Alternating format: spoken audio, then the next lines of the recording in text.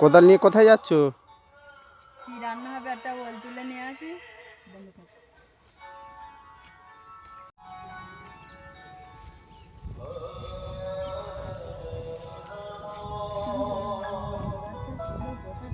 হুম,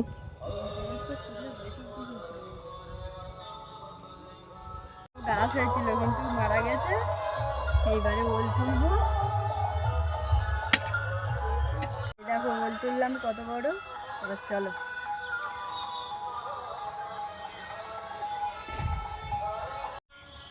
ওলের মাটিগুলো ছাড়িয়ে নিই, নয়তো ওলটা পচে যাবে।